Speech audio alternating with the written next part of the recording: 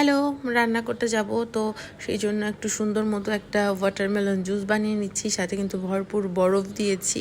তো তারপরে হচ্ছে গোপাল ভাঁড় ছেড়ে নিলাম। গোপাল ভাঁড় ছেড়ে এখন আমার রান্না স্টার্ট করতে হবে। আমি আজকে অনেক কিছু রান্না করব, মানে অনেক কিছু বলতে আমার কাছে অনেক কিছু, অনেক গরমের মধ্যে রান্না করতে ইচ্ছা করতেছে না। এক দুই রকম আইটেম রান্না করতে গেলেও মনে হয় অনেক কিছু রান্না করতেছি।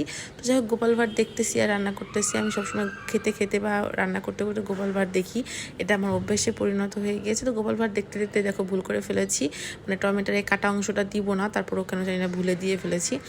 নজর দিচ্ছিলাম যে মন্ত্রীর শয়তানি দেখতে আমার কিন্তু খুব ভালো লাগে। তবে হ্যাঁ, আমি কিন্তু গোপালের সাপোর্টেই থাকি, আমি কিন্তু মন্ত্রীকে শয়তানিতে সাপোর্ট করি না। তো যাই হোক, ডাল রান্না করতে করতে একটু ধনেপাতা দিয়ে দিলাম। ইদানিং আমার খুব ভালো লাগতেছে ধনেপাতার ডাল খেতে, আর সাথে হচ্ছে টমেটো দিয়ে খেতে। মাঝে মাঝে টমেটো দিচ্ছি, মাঝে মাঝে টমেটো দিচ্ছি না, শুধু ধনেপাতা দিয়ে খেতেও কিন্তু অনেক ভালো লাগতেছে। তবে এটা হ্যাঁ, আমার একটা জিনিস যেটা ভালো লাগে, কয়েকদিন পরে আবার সেটা ইচ্ছেও করে না খেতে। তো যাই হোক, খুব সুন্দর লাগতেছিল, জাতীয় পতাকার মতো কালারফুল ডাল। তারপরে হচ্ছে এই যে জুসটা খেতে খেতে আমি এখন এই যে সবজি রান্না করতেছি, মিক্স সবজি, মানে আমার ঘরে যত রকমের সবজি ছিল খুব সুন্দর করে রান্না করে নিলাম। তো তারপরে হচ্ছে একটু মাছের ভুনা করলাম, এটার মধ্যেও কিন্তু আমি ধনেপাতা দিয়ে দিয়েছি।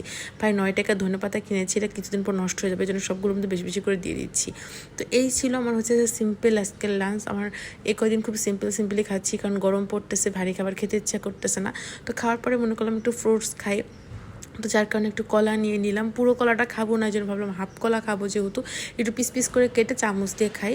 তো বা বেলকনিতে নিয়ে গেলাম, নিয়ে যে বেলকনিতে দাঁড়িয়ে দাঁড়িয়ে কলা খাচ্ছিলাম আর হচ্ছে রাস্তাঘাট দেখতেছিলাম, আর সাথে হচ্ছে আজকের আবহাওয়াটাও বেশ ভালো ছিল, মানে উজ্জ্বল ছিল।